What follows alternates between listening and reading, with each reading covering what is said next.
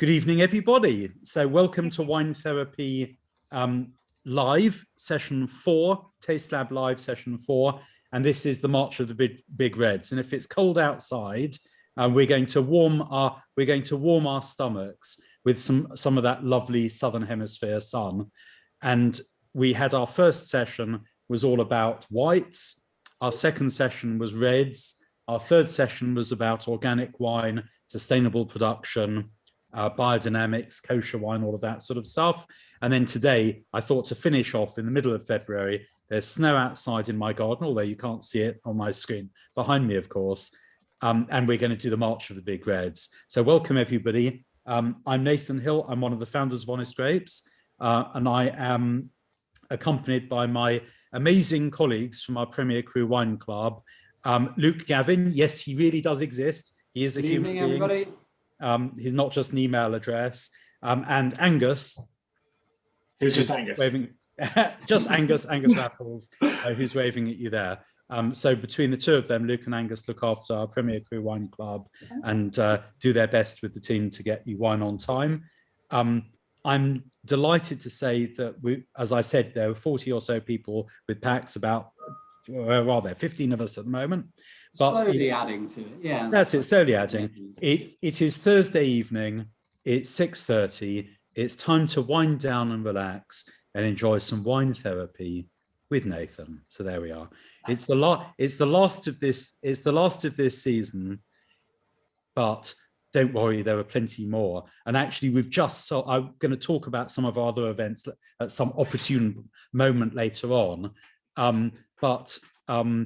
Actually, we've just sold out of one of the next ones that I was going to talk about. We've got this brilliant series of Meet the Grower events, coming up. And actually, we've got 56 people signed up for Jane Eyre next week.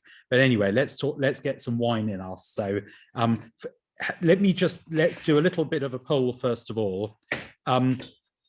I think, has everybody here been to one of these wine therapy sessions before?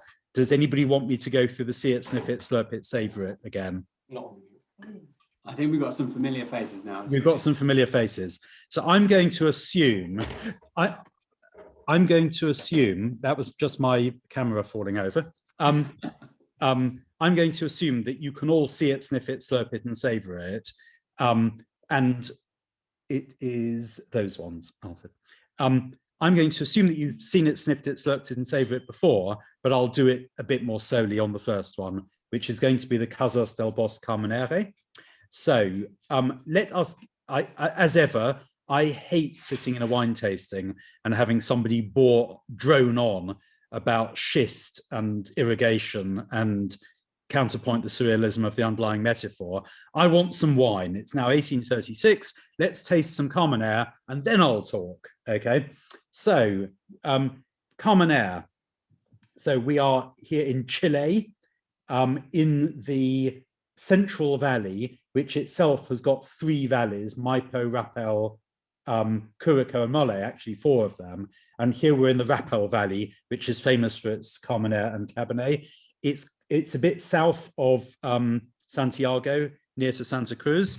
Today, I very cleverly, because my tablecloth is brown, I have a white piece of paper here, so I can do my seeing it better. A serviette, a tissue, not a tissue that you have blown your nose into, but just a white tissue. Very, very helpful for this. And my seeing it bit here. Angus, do you want to describe the seeing it bit on the Casas del Bosque? Sure. So it's definitely a bit of a darker, if you put it up against white paper, it's definitely a bit of a darker ruby color that goes right to the rim, showing that it's not overly young. So definitely a ruby color to see it. So does everybody agree? Sort of ruby color, darker in the middle, yeah, pale but definite ruby on the edge. So it's not sort of watery thin, and it's a nice sort of brilliance as well in the color. Yeah, definitely. It's yeah, I think it's a very seductive color. Oh, seductive. Oh God. Okay. Right, okay. Valentine's Day around the corner. Valentine's Day on the seduction around the corner. Yeah. So by the way, Angus Lonely Hearts here. If anybody's asking yourself, We auction him off at the end of the evening. I go for quite a lot though, obviously. I'm a married man now, so I'm not being auctioned off, or at least you have us as a couple. Let's get a whiff of this. I'll sniff it bit. This is where it pays not to have overfilled the glass. If you overfill the glass and you swill all the wine all over your laptop, you have not been to the earlier sessions where I said about 1/2 an inch, 3/4 of an inch. Nose of this. Again, Angus, so I'm going to pick on you for this. No, it's fine. So definitely get some of that darker fruit tone. I'd definitely say some black cherry, some black plums in there as well. I also get a bit of almost like often with Carmenere, as Nathan pointed out before as well, you get almost like a sappiness, but also I get a bit of a a leafy almost. Green tomatoes. Yeah. Fried green tomatoes at the Whistle Stop Cafe. That sappy. What's the technical term for the chemical, Luke? It's phenyl benzoates or something, isn't it? It's actually a chemical in Carmenere, gives it that sort of green tomato smell. Yeah. But I think overall it's got a lot of like plumpness to it, and a lot of that kind of darker, cherry and plum fruit, which I find very appealing. I think. I hope you guys agree. Go on, guys, let's slurp it. It's the bit we've all been waiting for. You can take it. No, please, if anybody's driving heavy tractors home, now's the time to ask your chauffeur to wait outside.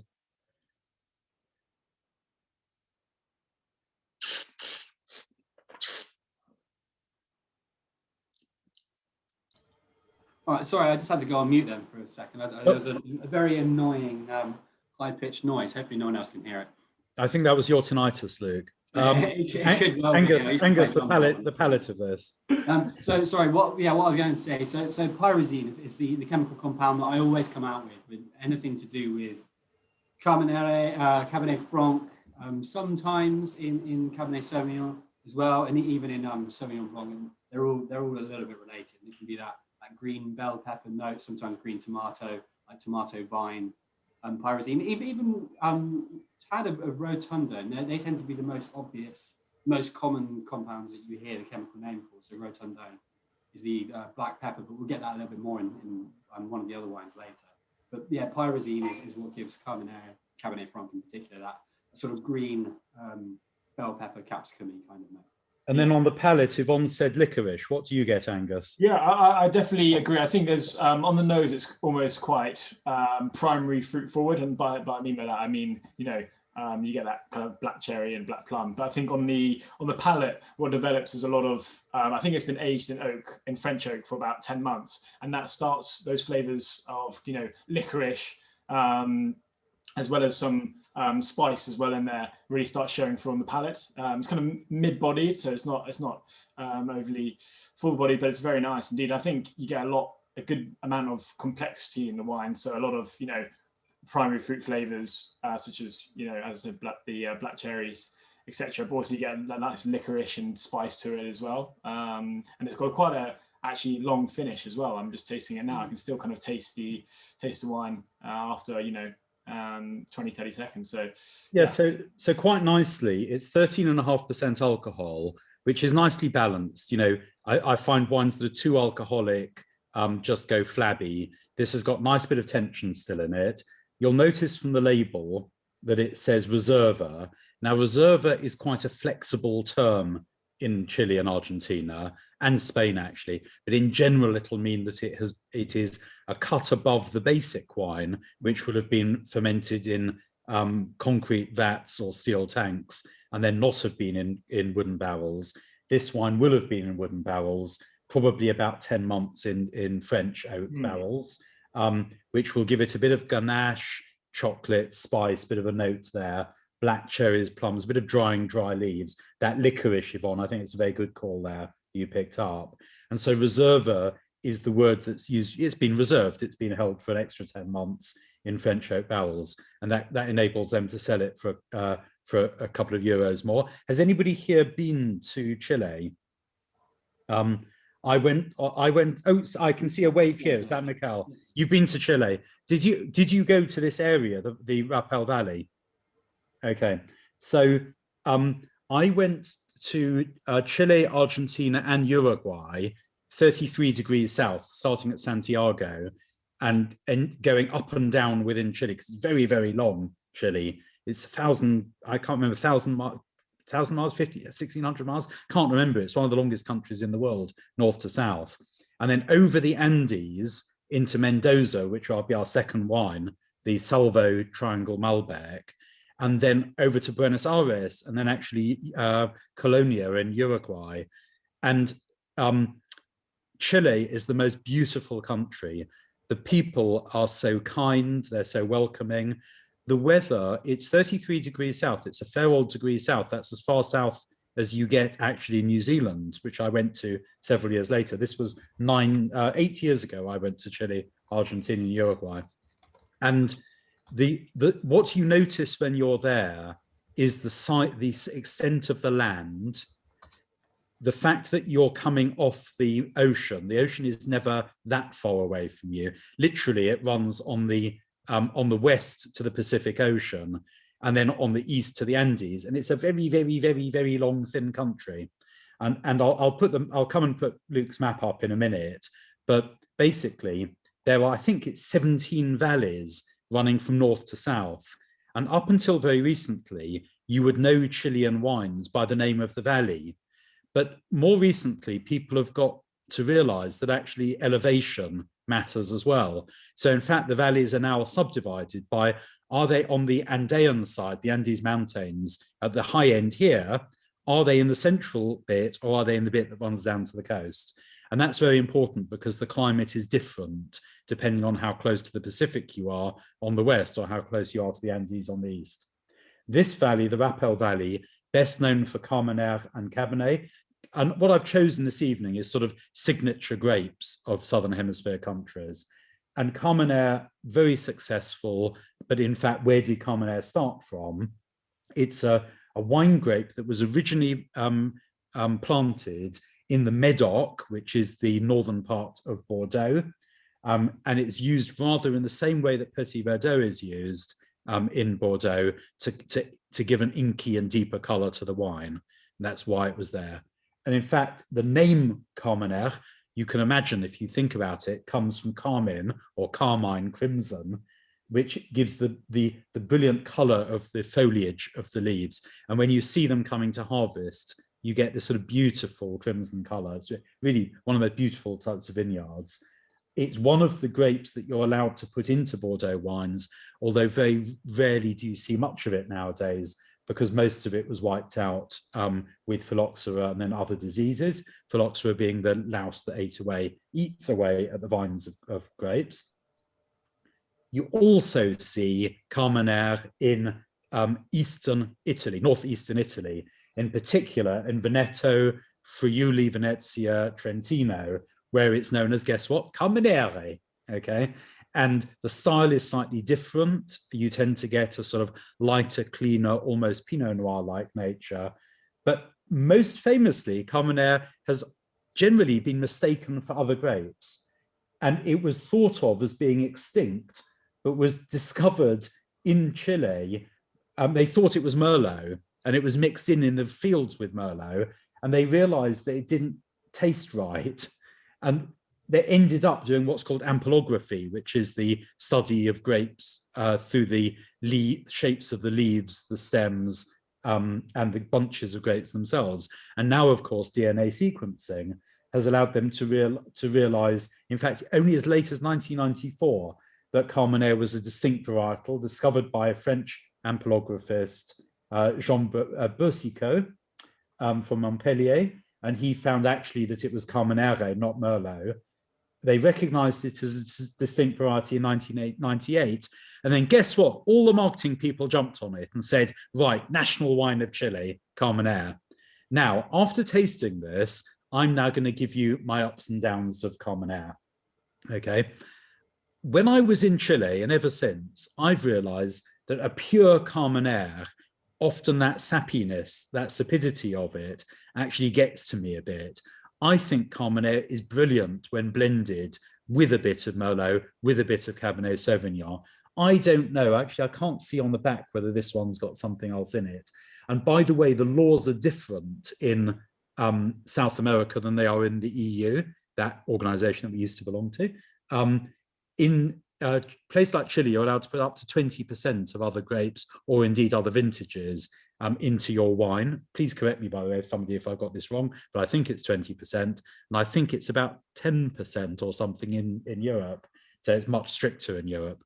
But basically, what a lot of people will do, a lot of good winemakers will do, is blend a bit of something else in. So I wouldn't be surprised with the complexity of this wine. To me, it tastes like it's got some Merlot in there as well. But that's a hard call because they haven't declared it, and I didn't see it when I looked it up.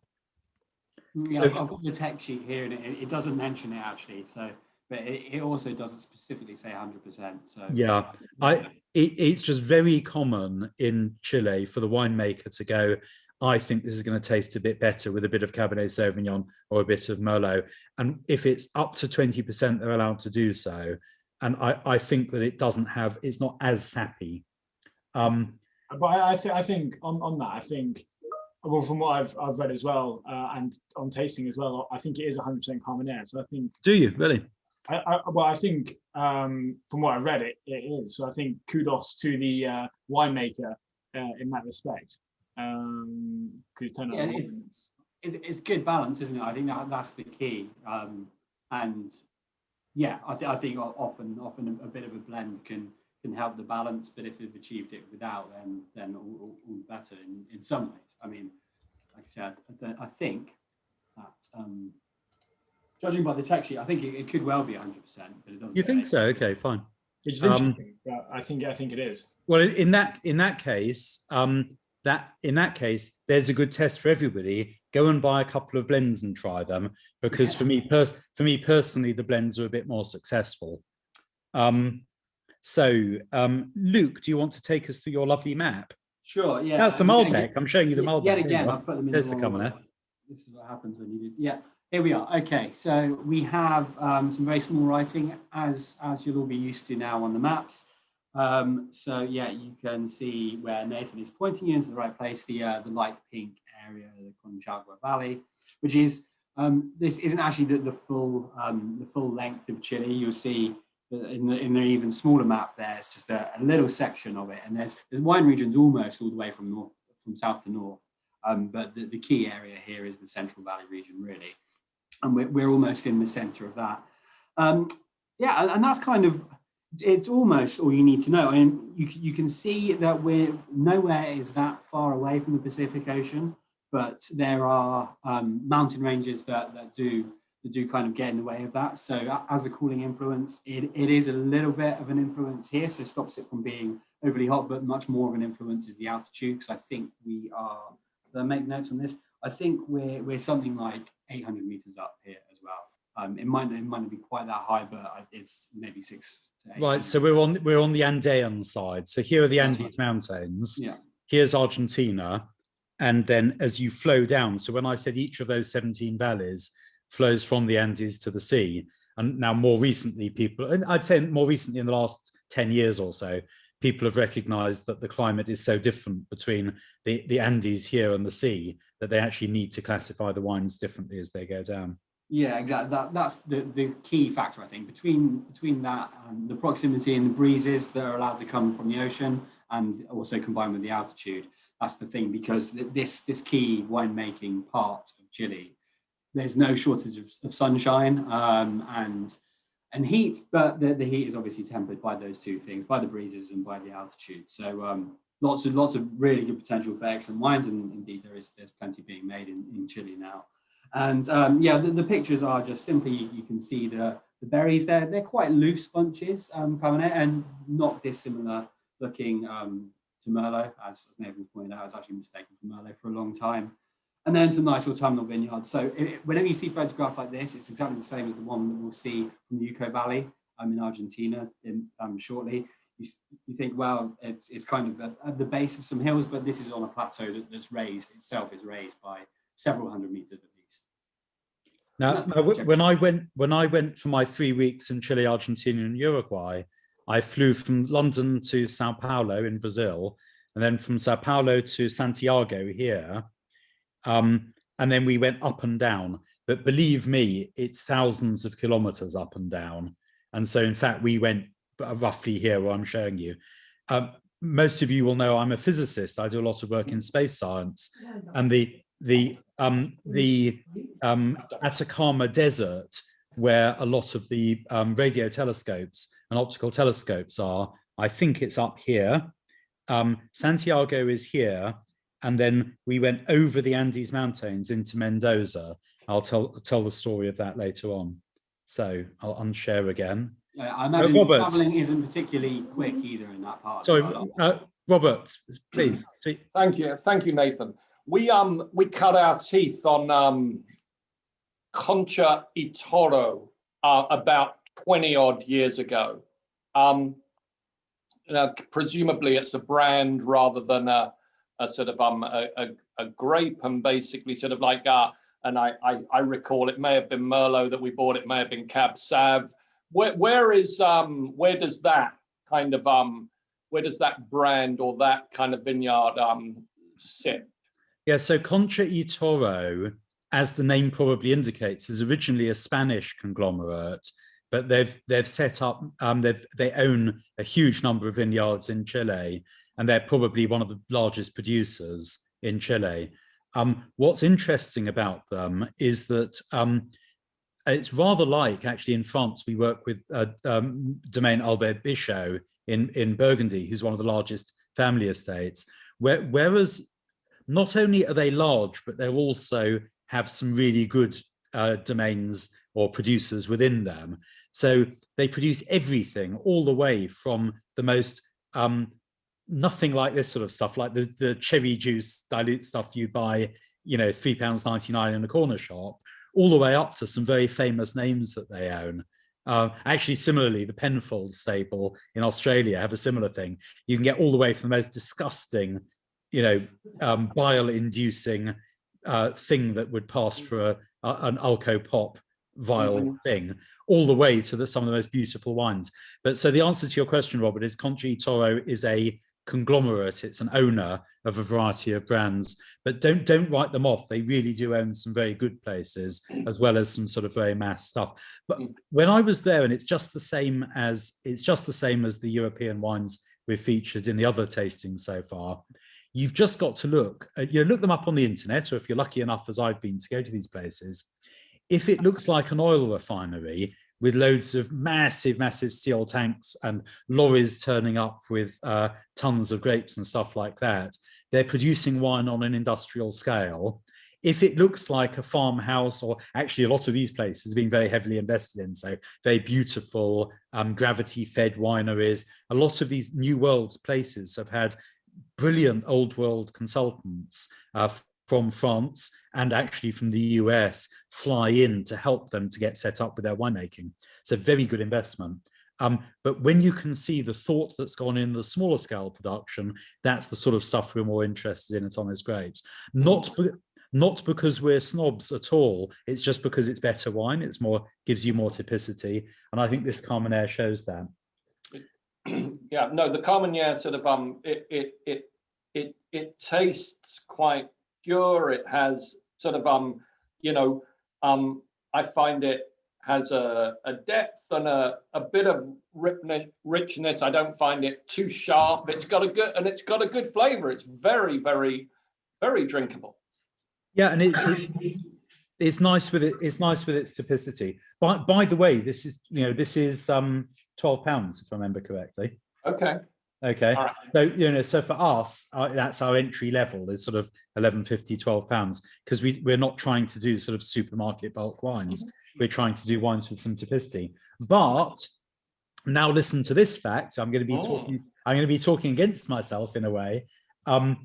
So actually, the producer has 235 hectares of vineyards under plant. Now 235 hectares is huge. I can't convert that into acres exactly, but I'd say about 400 acres, something like that. That's really, for Europe, that would be very large. That'd be as large as, we've been very busy with Burgundy recently.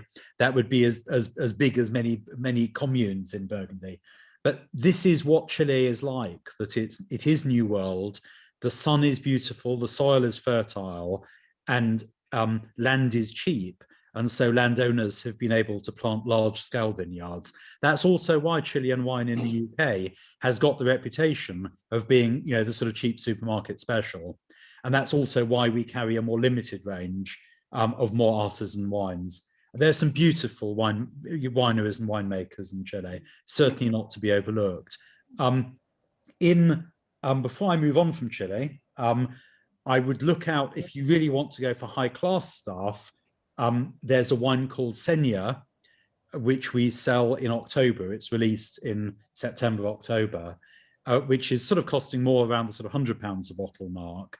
And that is absolutely outstanding. I did a vertical tasting of those, and I absolutely fell in love and went and bought loads of back vintages. Val, over to you. How long will it drink for? The one we've just had. Yes. Yes. These are wines built for quaffing. So I would give it, I wouldn't keep it too long. Remember, Chile is half a year ahead of us with their summer. So 2018 has had 3 years since harvest. I'd give it a couple more years. It's a drinker. Thank you. I'd definitely say two more years max, really. That's what I thought. Yeah, I think that time in the barrel means that it's you don't have to get it down within 12 months of the harvest. It's a Reserva. It's rather like Spanish and Italian wines. It's been matured in barrels, so drink up.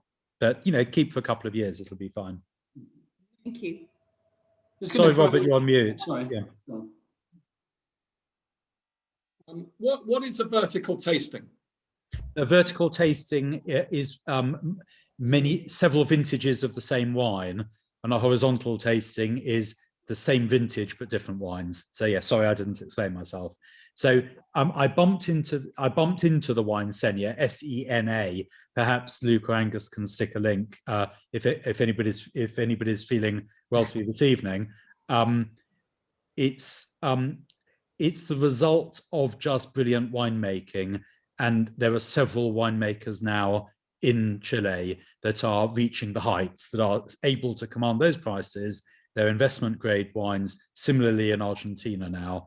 And it produces the most beautiful wine that's almost like a fine Bordeaux, but the sun in the Southern Hemisphere and the cleanliness of the place, it's just amazing. You have to be there to see the Southern Hemisphere sun. I have to admit, you know, somebody who's lived my life in the Northern Hemisphere, every time I've been to the Southern Hemisphere, I just lie on my back in a vineyard and look up and see the Southern Cross, and I realize what an amazing universe we live in. Now I've been stuck in Hampstead for a year, but anyway, there you are. We'll get out eventually. Yeah, Hampstead's not a bad place to get stuck in. And if I lie on my back at the moment, all I'll see is snow clouds. Anyway, there are worse places, that's for sure. Senya doesn't stick around for long. We occasionally pick up some from other people's cellars, some back vintages and things, but on release it certainly doesn't stick around for very long. Hence, we haven't got any listed on the website at the moment. That's just the Nathan, Angus and Luke will find some for you if you'd like to have a try, but it is, I'm using it as an example of the fact that Chilean wine doesn't have to be $3.99 from the corner shop. This one at £12 is a cut above, and you can get some really fine wines. That's a very quick word. I just want to jump in quickly with the conglomerates and those larger companies, especially in Chile and some other countries where it's not as difficult as other places. One of the good things about them is that they tend to make strides as a big group, and you'd like to think it's relatively genuine. But like with moves towards sustainability and things, they push the PR for that quite a lot. And I think generally they mean most of what they're doing, but they tend to move as a group. So it's kind of helpful that some of that bottom end stuff is actually produced in relatively sort of responsible manner, despite the like you said, the oil refinery looks of the size of the operation. But I think there's some elements of sustainability there with some of the bigger companies anyway, some of the more responsible ones. And Conciliatorio, I think, are certainly trying to do that. Yeah, they certainly do the job. But obviously, if you see the baseline brands, they are just going to be good alcoholic fruit juice. Mm-hmm. So please get a glass in your hands of the Triangle Wines Salvo Malbec, which I've chosen as the second wine for the evening. So you'll see on the map here is Santiago, and now we've gone over the Andes Mountains into Mendoza.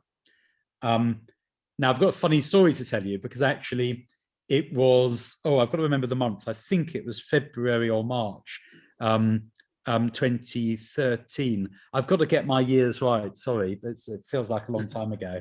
My sense of time in the pandemic has just gone completely to pot. Anyway, we went in this luxury coach over the Andes, and we got up really early in the morning.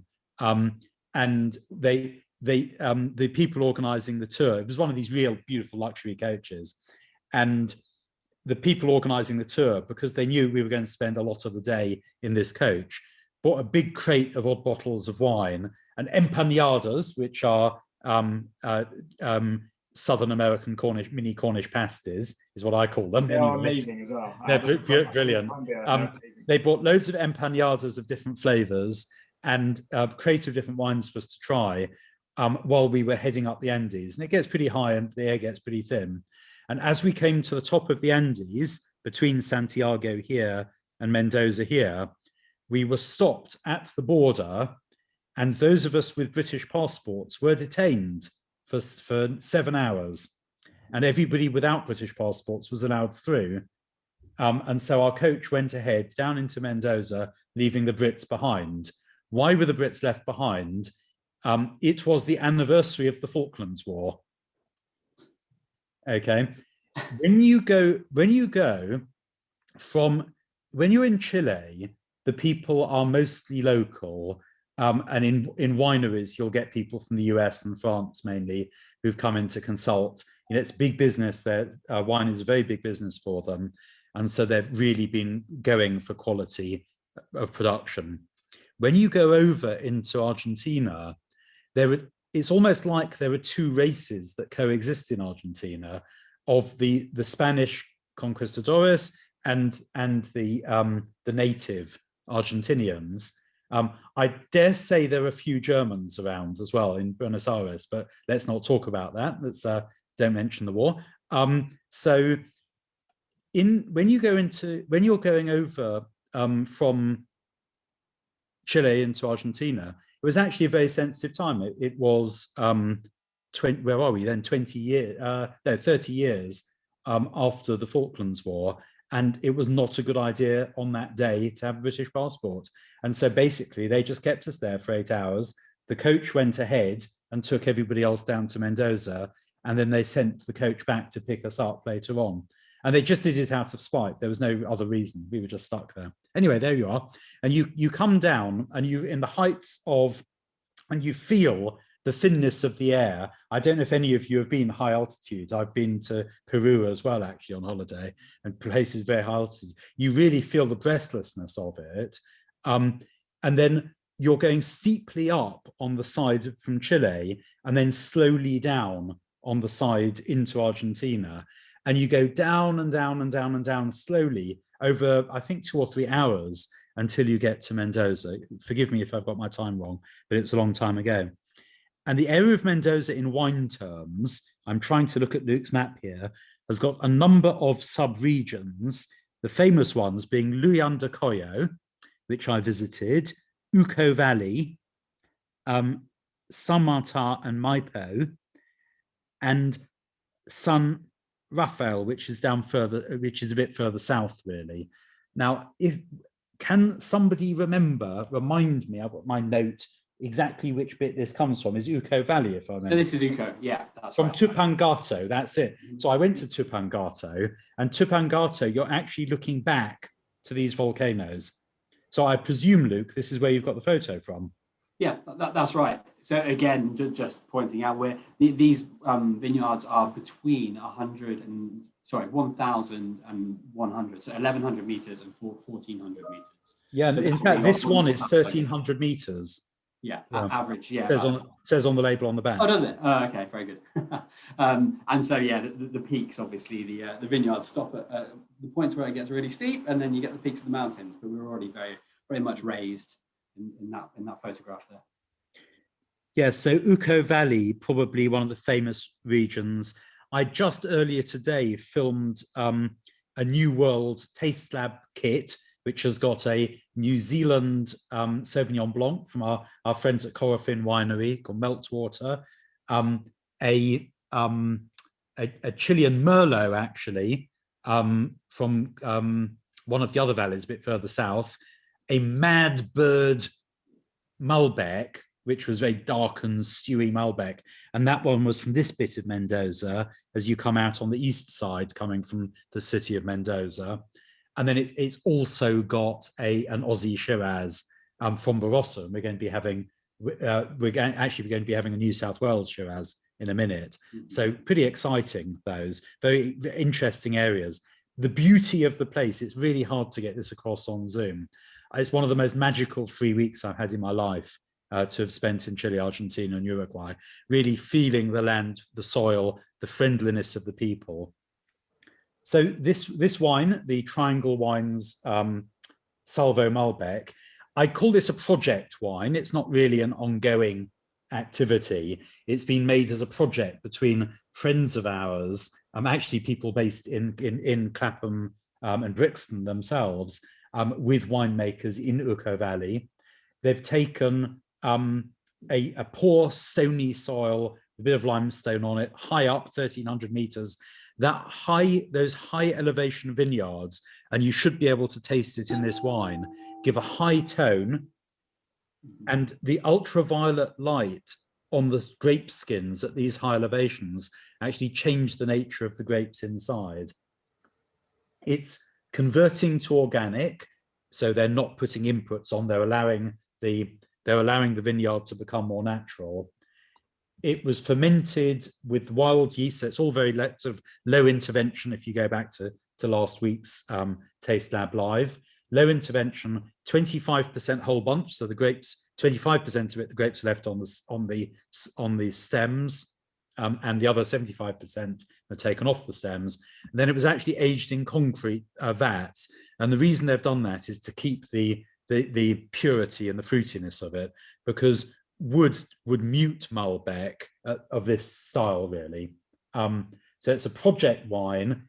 In fact, it's people who originally were Spanish, who are from Bierzo in Spain. So we had Bierzo a couple of weeks ago. These people, the Michelini brothers, are based in Uco Valley, started this project.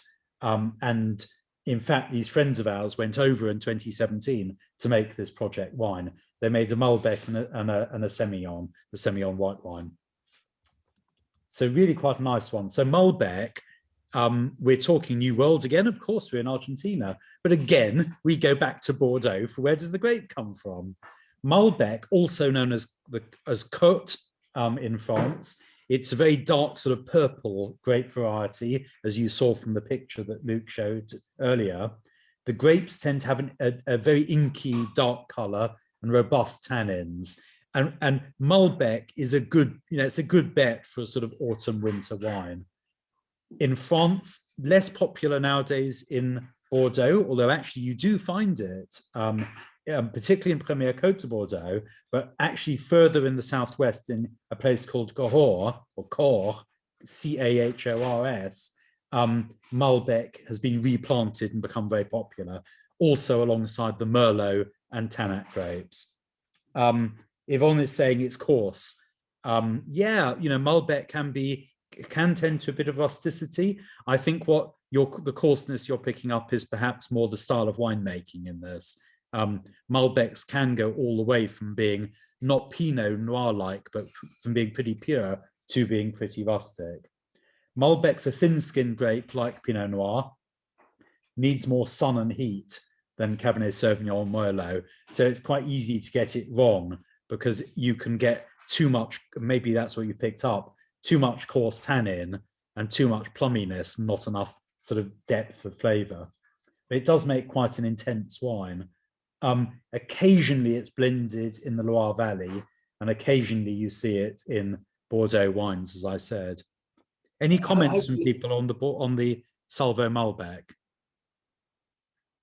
I don't know how long you've had it in the glass, Yvonne, but hopefully a few more minutes might sort of smooth those edges slightly. But it's definitely it's not one of those kind of chocolatey, big, round styles, is it? It's the more fresh, yes, slightly sharper edges. Yeah, I think Malbec's a good grape for that. You can get, well, same with a lot of grapes, I guess, but there's a lot of different styles of Malbec. Again, you get that kind of fresher style, get the rustic style, but also Malbecs can age terrifically as well. I know we used to list some pretty old Malbecs, and they used to be terrific. Yeah, so at the time I went there, which was 2013, there was very little aged Malbec in the UK. And so actually I bought up a load starting of 2008s and onwards, because that was what was available when I came back to the UK. And I've actually been storing quite a bit of Malbec to see how it ages, because there's a lot less of it. There's a lot less of it around. Now, by the way, just as I said that Carmenere in Chile is the signature grape of Chile, so have the Argentinians jumped on Malbec and made it their national grape. And just as I think personally that Carmenere is more successful as a blend, despite everybody else thinking I'm wrong, but fair enough, I also think Malbec often blends very successfully, again with the other Bordeaux grapes, so Merlot in particular actually, but also Cabernet Sauvignon. I mentioned Senya in terms of posh Chilean wine. I'd like to draw your attention to at least two particularly famous wineries in Argentina, whose wines that will sell again. We have some on the website at the moment, but again in the autumn. Those two winemakers, I'll rely on Luke and Angus to post these up so you can see links to them, So are Per Se, P-E-R and then S-E, and that's a very, very boutique winemaker. In fact, they make so little wine, only about 900 bottles of each of their different wines, that they actually sell it in cases of 4 rather than cases of 6, because too few people would be able to get hold of them. We have almost a quarter of the world's production from that vineyard because it's become so popular in Honest Grapes Club. So Per Se, very, very interesting. Quite posh wines, but actually they do have some wines at the sort of 20, 30 pound level, but their top wines are more at the sort of £100 a bottle level. The other one I particularly draw your attention to is Katena Zapata, very famous winery with a variety of high elevation hills where they make single vineyard wines from each of those different vineyards, and very, very exciting. And you could only sort of pick it up a bit from the photo on the slide Luke put together, that you can imagine as you go up into the Andes, each slope has got different sort of volcanic underlay, different stones on top and different aspect. And of course, now we're facing, the vineyards will be facing eastwards. My geography is awful, isn't it? I'm on that side of the Andes, so my vineyards will now be facing on eastward facing slopes. So that actually the sort of sun they'll get during the day differs from the Chilean side of the Andes. The Andes are pretty impressive, by the way. They're very, very long and they're very steep, and you really feel breathless when you get to the top of them. I also think it's interesting how people in definitely Argentina and the Uco Valley and sub areas are treating vineyards more Burgundian in approach by treating each plot differently, which is, well, from what I know, it's a relatively new kind of style to make wine. It's just by using each plot, and each plot has different soils, etc., and they produce different styles of wine from each plot, which is very much Burgundian in approach, but they're kind of transferring that over to Argentina in these particular areas, which I think is overall benefiting the region. Yeah, and this recognition that the valleys in Chile behave differently from high altitude to mid to seaboard. Similarly in Argentina, basically what's going on here is a better commercialization. As the vines are getting older, as they're realizing they can get quality. We have a myth that, it's a myth that dates back 20 or 30 years, that the vintage matters in the Northern Hemisphere and doesn't matter in the Southern Hemisphere. Well, of course it matters. It's just in the past, we were drinking cheap $2.99 wine, the vines were too young, and it didn't really matter whether the Ribena was vintage 2019 or 18 or 20, really, okay? But now it does matter more, and the commercial reality of it is that these people are getting some very, very high quality consultants in to say, how can we really push this up? How can we really make brilliant wines? When I was there, I have to say, we went to some of the most amazing wineries, It felt some of them, in particular places like Katena Zapata, it's almost like James Bond territory. The level of investment they've put in to get the vineyards amazing, gravity-fed wineries so that they can see there's very little disease pressure, and these dry, and they're not always hot. These aren't always hot climates. We're quite a long way south here, but the purity of the air, the freshness and richness of the soil, the beauty of the sun allows them to make brilliant wines. Now what they need to add, instead of just producing very large amounts of it, is to add a bit of class. And that's why the posh ones I'm mentioning are emerging, because these are often collaborations with great US or American winemakers. That's the thing. I think something interesting, whether by design or by accident, probably by design, I'm sure, we've kind of got the three different approaches or different ends of the spectrum, should we say. So Casa del Bosque, quite a big entity, quite a large producer, but we have one of their Reserva single variety wines. And then we move on to this side of minimal intervention, very, very small project, and yeah, very low production Malbec that's made in a very particular kind of fresh, fruit forward style, maybe different to how some people have had Malbec before.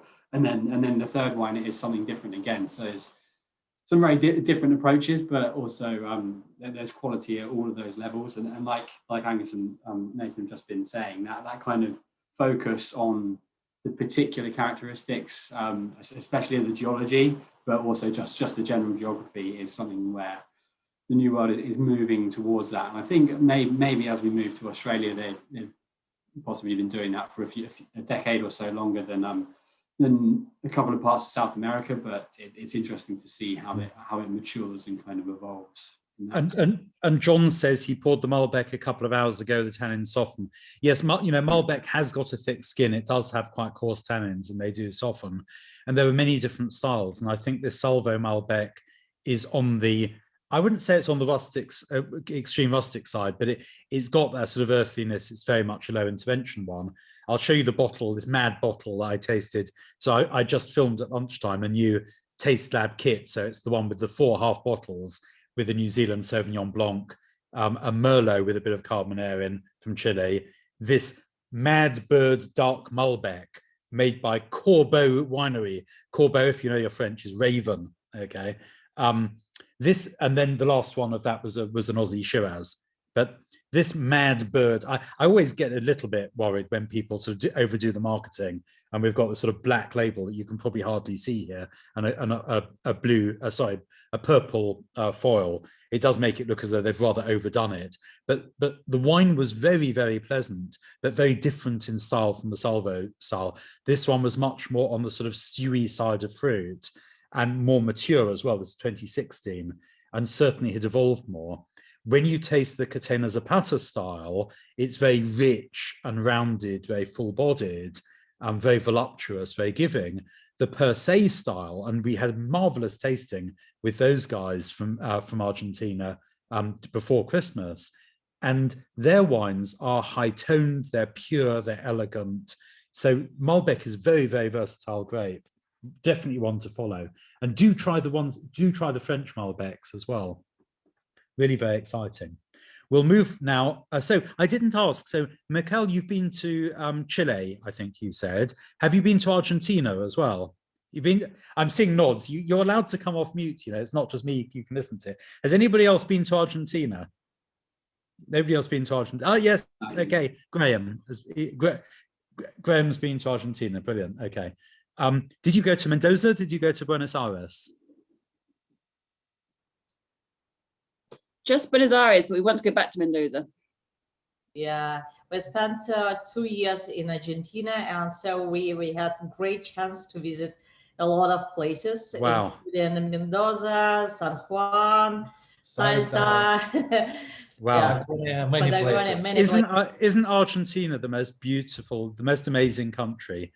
And I've only really visited those 2 places, Mendoza first, and then we flew to Buenos Aires. We went to the Eva Perón museum, of course. Oh yeah. We went to the Japanese garden. Yes.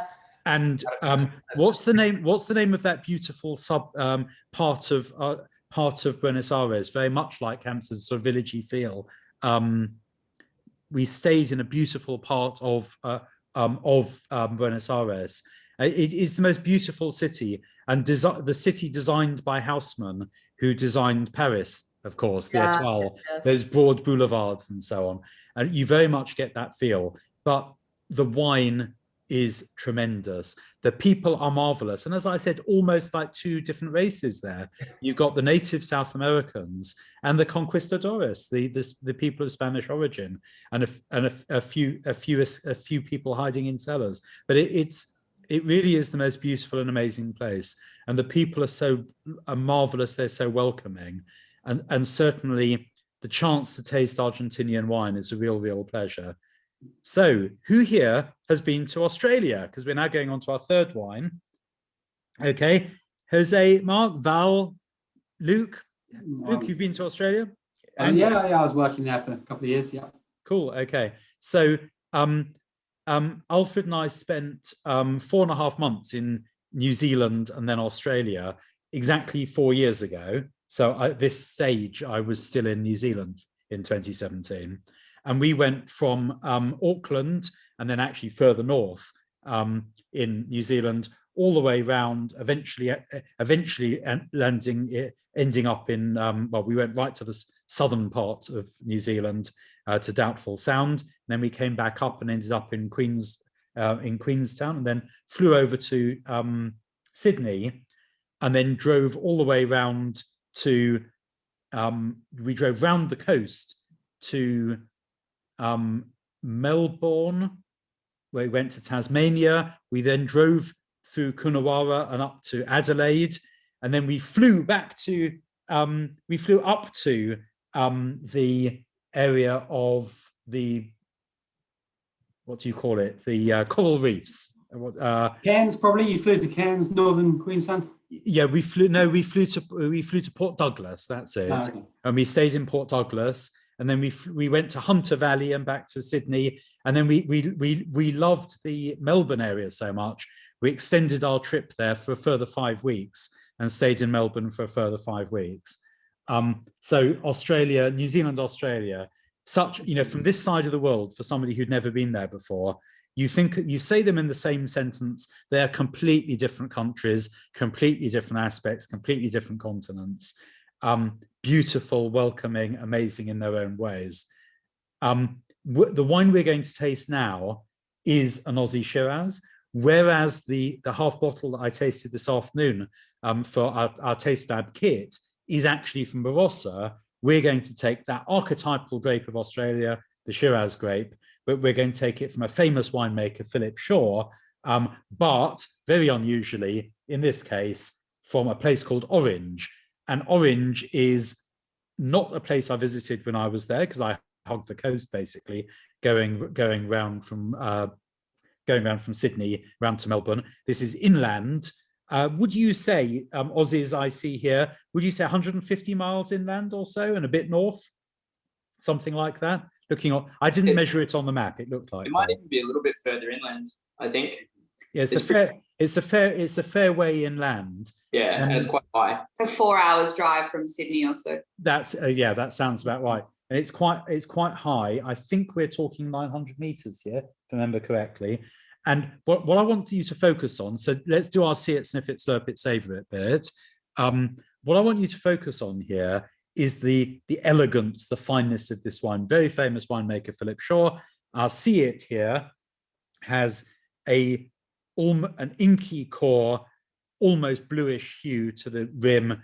Good red color, but there's a slight blueness to it. Our nose here has got brilliant fruit flavors. There's no sweaty, saddle-y, big Barossa stuff here. There's a lot of fineness to it with dark berries, blue fruits. And then on the taste, it really delivers. It really follows through with that. He's called it the Idiot Shiraz. I don't think you're an idiot to be drinking this one. It's quite pleasurable wine. No, he's a bit of a joker, isn't he? I think. It's Would appear so, yeah. The story behind the name, you've got the story behind the name there. But I'll preempt someone asking. I think it's just a nod to being a bit unconventional. And I think the quote is something along the lines of one person's fool is another person's genius. And this hopefully falls somewhere in between. So here is Sydney, and here is Orange, and then up here is the Hunter Valley. Yeah, so basically, it sounds weird, but I actually went to Sydney 3 times. But I then started in Sydney, went around, drove all the way around the coast here, and then because the Grand Prix was on at the time we arrived in Melbourne, we went to Yarra Valley here, but then skipped down to Tasmania for a week. The Spirit of Tasmania ferry, I tell you, that was an experience. Spent a week in Tasmania, went all the way down to the south here, came back, spent another couple of weeks in Melbourne, around the coast here to Adelaide, then flew up to Port Douglas, right up here, and then came round, flew back to, where are we? Yeah, flew back to Sydney then, and then back to Melbourne. So it was really, Hunter Valley, sorry, and then Sydney for another week, and then Melbourne 5 weeks. So it's quite a long period. But here we are in Orange here, and yes, it's quite high. Here's our Shiraz grape, tighter bunches, as you can see.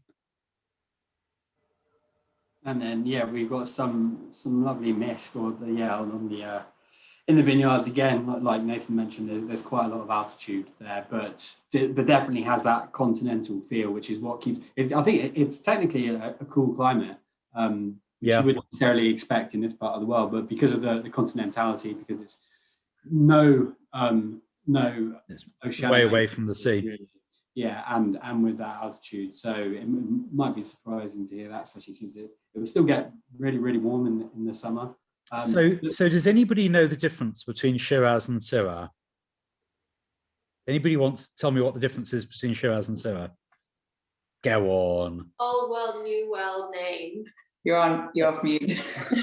They're the same, but they just have different names. Old world and new world. So in detail, and it's certainly something I found when I was traveling when I've traveled in the New World, particularly in Australia and New Zealand, is that people care a lot more about the sort of detail, the clone of the grape. So there are some differences in the clones of the grape that are made in the Old World and New World. But basically, the import of the Syrah grape into Australia was an import of grapes from the Hermitage region of Rhone, the northern Rhone, but then changed by making different cuttings of them, and changed, frankly, by the different climate. So Shiraz in the Orange region is quite different from the big, broad Barossa style. This Philip Shaw wine is 13.5% alcohol. A lot of the wines in Barossa Valley are 15.5%.